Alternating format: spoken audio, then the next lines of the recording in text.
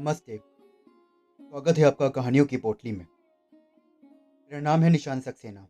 मैं सुनाता हूँ कहानियाँ।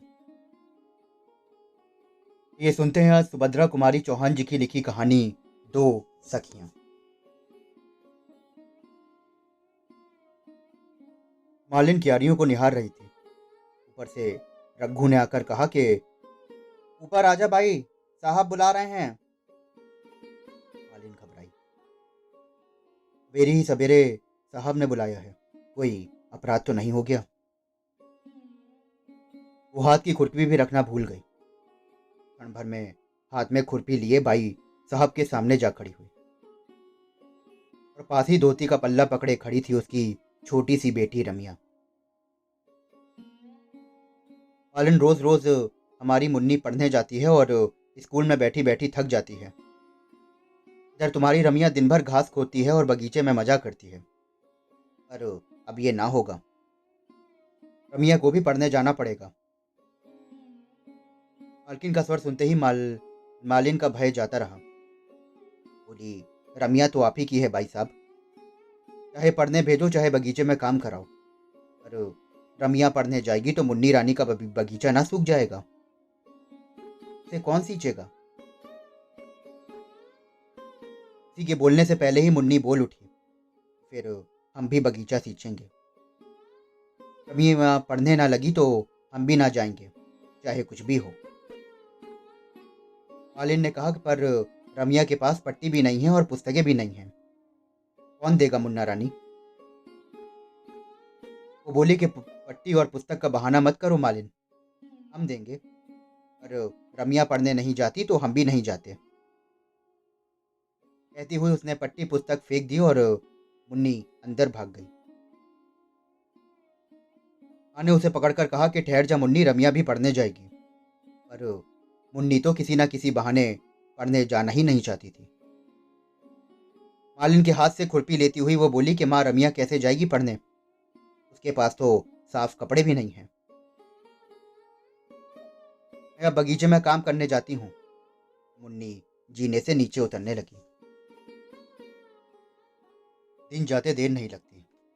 देखते देखते लड़कियां बड़ी हो गईं। जिस दिन से साथ साथ पढ़ने लगी उनमें सद्भाव के साथ साथ गाढ़ी मैत्री भी हो गई।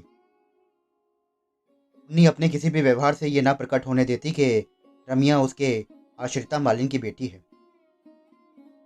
रात को रामी जरूर माँ के पास सोती थी, बल्कि सारे समय मुन्नी के नीचे ही आने ना न देती थी। इसी साल दोनों ने मैट्रिक की परीक्षा दी है। मुन्नी के पिता मुन्नी के ब्याह की तैयारी में हैं। रामी के माता पिता के पास एक समस्या थी। वो सोच रही थी कि रामी इतना पढ़ गई है, चाल ढाल बात व्यवहार से वो मुझ अनपढ़ की लड़की नहीं जान पड़ती। मैं इसका विवाह कैसे और कहाँ करूंगी? फिर सोचती नहीं कि विवाह की कोई बात नहीं, मेरी रामी स्कूल की मास्टर बनेगी। तब रामी मुझे यहाँ मालिन का काम न करने देगी तो क्या मैं अपने इतने अच्छे मालिक को छोड़कर चली जाऊंगी? यहाँ मेरी जिंदगी है तो मैं तो यहीं मरूंगी। रामी दिन भर दूसरी चिंता में घूमा करती थी।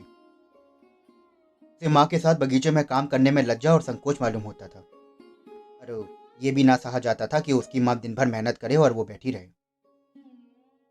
माँ को काम करते देख उसको बड़ी वेदना होती, पर कोई उपाय भी तो ना था। उसने सोचा कि परीक्षा फल के निकलते ही चाहे पास हों या फेल, मैं कहीं ना कहीं नौकरी कर लूंगी। 15-20 रुपए ही मिलेंगे तो क्या हुआ, कम से कम माँ को दिन भर मजदूरी तो ना करनी पड़ेगी। माँ ने बहुत कष्ट उठाया है, वो धीरे धीरे बूढ़ी भी हो चली हैं। उन्हें अधिक कष्ट न सहने दूंगी। और इसी निश्चय के अनुसार उसने कई स्कूलों में प्रार्थना पत्र भी भेज दिए। मुन्नी की खिचड़ी अलग ही पक रही थी। उसे चिंता थी रामी के ब्याह की। वो सोच रही थी कि हम दोनों साथ साथ पढ़ी और बड़ी हुई हैं, साथ ही मैट्रिक की परीक्षा दी है, तो अब केवल मेरा ही विवाह क्यों हो, रामी का भी तो विवाह होना चाहिए। रामी का विवाह उसके माँ के लिए ना होगा, और फिर रामी को पढ़ा लिखा कर किसी अनपढ़ के गले में बांधना कितना बुरा होगा। ताकि लाडली मुन्नी अपने इन उठते हुए भावों को दबा ना सके। एक दिन पिता से बोली कि बाबूजी, रामी को तुम्ही ने पढ़ाया लिखाया है, उसके विवाह की फिक्र भी तो तुम्हें ही करनी पड़ेगी। अब उसका विवाह किसी गवार से तो ना हो सकेगा। पिता ने आश्वासन के स्वर में कहा कि इस विवाह के बाद रामी के लिए ही विवाह का नंबर आएगा। मैं खुद ही लड़के की तलाश में हूँ। मुन्नी का भाई जगत सिंह, जो इधर 5 साल से विदेश में था, वो आज आ रहा है। मुन्नी के पिता लड़के को लेने जाने से पहले बंबई पहुंच चुके थे। शाम को गाड़ी आएगी और मुन्नी और रामी दोनों सखियां बड़ी लगन के साथ जगन सिंह का कमरा सजा रही हैं। मुन्नी बड़ी ही प्रसन्नचित्त और चंचल स्वभाव की लड़की थी। वो स्वयं को खुश रखना जानती थी और आसपास रहने वालों को भी खुश कैसे करना है उसको इसका फन आता था। भाई की मेज पर एक सुंदर टेबल क्लॉथ बिछाते हुए मुन्नी बोली कि देख रामी, मैंने तेरे विवाह के लिए भी पिताजी से कहा है। कोई सुंदर सा तेरे ही सरीखा पढ़ा लिखा वो खोज कर तेरा भी विवाह कर देंगे। मुन्नी ने एक हल्की सी चपत रामी के गालों पर जड़ दी। रामी उदासी में बोली, पर मैं तो विवाह ना करूंगी।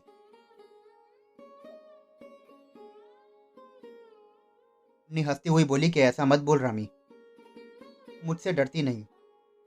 मैं कहीं मचल गई तो पिताजी को मेरे विवाह से पहले तेरा विवाह करना पड़ेगा। भूल जाने की बात भूल गई क्या? ये सुनकर दोनों लोग हंस पड़ी। अचानक श्रृंगार मेज के पास बड़े आईने में दोनों को अपना प्रतिबिंब दिखाई पड़ा। मुन्नी कुछ देर तक देखती रही और फिर बोली कि रामी, मैं तुझसे ज्यादा गोरी और सुंदर हूँ। अच्छा देख, मैं तुझसे कहे देती हूँ, मेरे पति के सामने मत आना। कहीं ऐसा ना हो कि वो मुझे छोड़कर तुझे पसंद कर ले। मुन्नी को एक धक्का मारकर रामी बोली, अब तो तुम मेरा मजाक उड़ा रही हो। तुम कहाँ और मैं कहाँ, बहुत फर्क है। तुम तो मुझसे गोरी हो और सुंदर हो। फिर भी तुम घबराना मत, मैं कभी तुम्हारे पति के सामने ना आऊंगी। तुम्हारे ऊपर उनका जो प्रेम होगा उसे कण भर भी ना लूंगी। उस पर विश्वास रखो। मुन्नी बोली, पर तू सुंदर तो मुझसे ज्यादा है। मेरा दिल भी कहता है और ये दर्पण भी कहता है, जी चाहता है कि इसे तोड़ दूं। फिर कुछ ठहर कर बोली कि अच्छा भैया को आने दो, जिसे सुंदर कहेंगे बस वही सुंदर है। और फिर चाहे बंदर को भी सुंदर कह दे। रामी ने ये कहा और फूलदान में फूल सजाने लगी। दोनों हाथ रामी की पीठ पर धम से पटकते हुए मुन्नी बोली कि पर यहाँ बंदर कौन है, तू के मैं? रामी ने कहा, ना तो तू है ना मैं हूं, पर कहीं वो किसी दूसरे को ही सुंदर ना बता दे। जगत सिंह को लेने के लिए उसके पिता, मुन्नी और बहुत से लोग स्टेशन पहुंचे थे। बहुत देर तक घर में चहल पहल मची रही। जगत कुछ अस्वस्थ था। सबसे विदा लेकर वो सोने के लिए अपने कमरे में आया। कपड़े उतार कर वो लेट गया और वो सचमुच थका हुआ था। किंतु एक ही मिनट के बाद आंधी के झोंके की तरह दोनों दरवाजों को फटाफट खोलती हुई वहां पहुंची मुन्नी। एक हाथ में वो रामी को घसीटती हुई ला रही थी और बोली कि भैया, सोने से पहले तुम्हें एक बात का फैसला करना है। तुम सच कहना कि ये ज्यादा सुंदर है या मैं? जगत हंसकर बोला कि मुन्नी, तू तो अभी तक बच्ची ही है। क्या मुझे सोने दे, मैं बहुत थक गया हूँ। और करवट बदलकर जगत सो गया।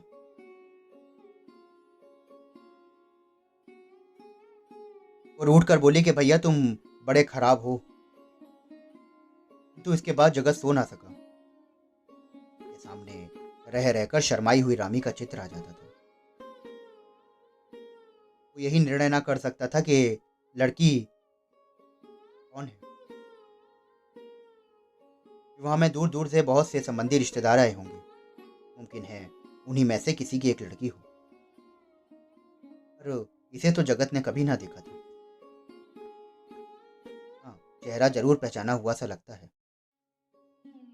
इस इस बात का उत्तर वो मुन्नी को ना दे सका था।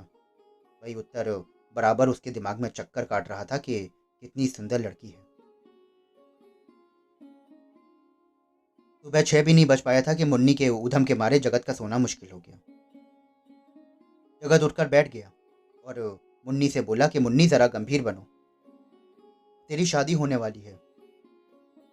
तभी अचानक जगत की दृष्टि दरवाजे की ओर गई। तो सुकुमार पैर दरवाजे की ओट में ठिठक गए थे। मुन्नी ने जैसे जगत की बात ही ना सुनी और अचानक से बोल पड़ी कि भैया देखो, रामी तुमसे शर्माती है, आती ही नहीं है अंदर।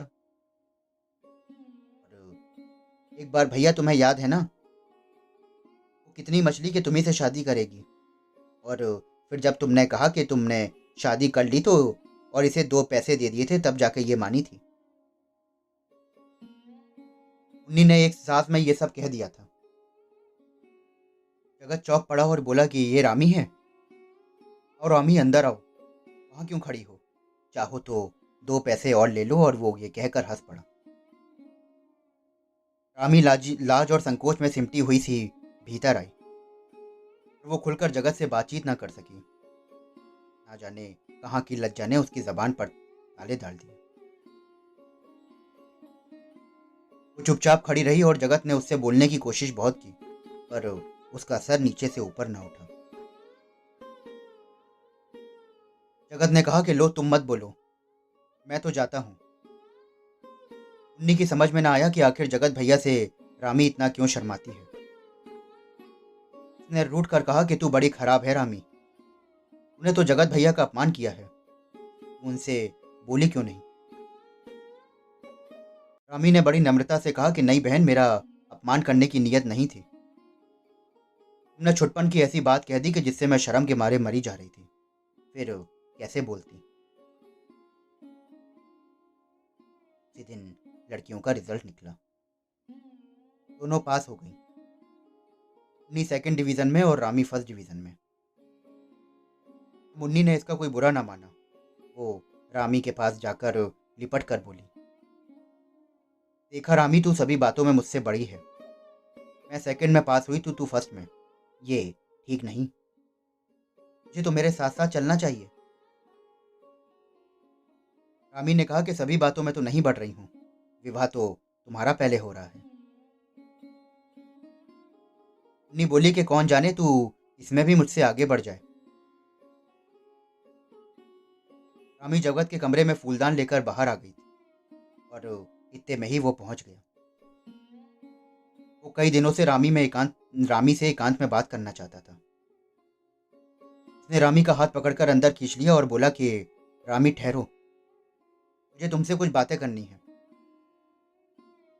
रामी घबरा गई और इधर उधर देखने लगी। बोली कि आप मेरा हाथ छोड़ दीजिए, कोई देख लेगा। जगत बोला, पर तुम ठहरोगी, जाओगी तो नहीं। रामी का स्वर कांप रहा था। वो बोली, ठहरूंगी, पर पहले आप मेरा हाथ छोड़ दीजिए। रामी का हाथ छोड़ जगत दरवाजे के पास रास्ता रोककर खड़ा हो गया और बोला कि रामी, मेरे पास भूमिका बांधने का समय नहीं है। मैं तुमसे विवाह करना चाहता हूँ, अगर तुम्हें स्वीकार हो। रामी कांप उठी। उसने कहा कि पर यह कैसे हो सकता है, मैं एक मालन की लड़की हूँ और आप क्षत्रिय हैं। जगत बोला कि तुम इसकी फिक्र ना करो, मैं केवल तुम्हारी राय जानना चाहता हूँ। रामी बोले तो कैसे बोले, सर नीचे करके वो खड़ी रही। अनुभवहीन जगत क्या जाने कि ये मौन स्वीकृति का सूचक है। वो अधीर होकर बोला कि रामी, उत्तर दो, हाँ या ना, मैं तुम्हारे मुंह से सुनना चाहता हूँ। तुम खुशी से स्वीकार कर लोगी तो ठीक है, इनकार करोगी तो मैं तुम पर किसी प्रकार का दबाव ना डालूंगा। सच्चे आदमी की तरह मैं तुमसे पूछता हूँ, क्योंकि मैं तुमसे विवाह करना चाहता हूँ, पर तुम्हारी अनुमति से, तुम्हारी इच्छा के विरुद्ध नहीं। रामी चुप रही। जगत से रहा ना गया और फिर उसने रामी का हाथ पकड़ लिया और बोला, रामी, मेरा भविष्य तुम्हारे उत्तर पर निर्भर है। बोलो, तुम्हारी इच्छा के खिलाफ मैं दिल भर इधर ना उधर जाऊंगा। बोलो, तुम्हें स्वीकार है? मैं बहुत पहले ही स्वीकार कर चुकी हूँ, कहती हुई हाथ छुड़ाकर रामी भाग गई और सीधी जाकर अपनी माँ की खाट पर लेट गई। उसने मन ही मन कहा कि रामी के चंडी ठाकुर तुम ही रामी को भुला देते तो रामी का दुनिया में कौन रह जाता। जगत ने अपना निश्चय पिता से कहा। पिता के पास काफी पैसा था, इसलिए उन्हें रुपयों का लोभ ना था। फिर वो तो स्वयं भी रामी को बहुत चाहते थे। इस बात पर किसी को कुछ ऐतराज हुआ तो जगत की माँ को, कि वो किसी बड़े आदमी से ही संबंध जोड़ना चाहती थी। एक मालिन की लड़की से ब्याह कर उनके दृष्टिकोण से समाज में उनकी प्रतिष्ठा बढ़ने की जगह कम हो जाएगी। पर उसकी कुछ ना चली। एक ही मंडप में रामी का विवाह जगत से और मुन्नी का विवाह शांति स्वरूप से हो गया और दो सखियों की आज रिश्तेदारी हो गई। तो दोस्तों, अभी आप सुन रहे थे सुभद्रा कुमारी चौहान जी की कहानी दो सखियां। आशा करता हूं कि आपको ये कहानी बेहद पसंद आई होगी। अगर आपको कहानी सुनने का शौक है और आप ऐसी ही और कहानियां सुनना चाहते हैं तो हमारे चैनल को फॉलो करिए, सब्सक्राइब करिए। मैं फिर मिलूंगा आपसे एक और कहानी के साथ।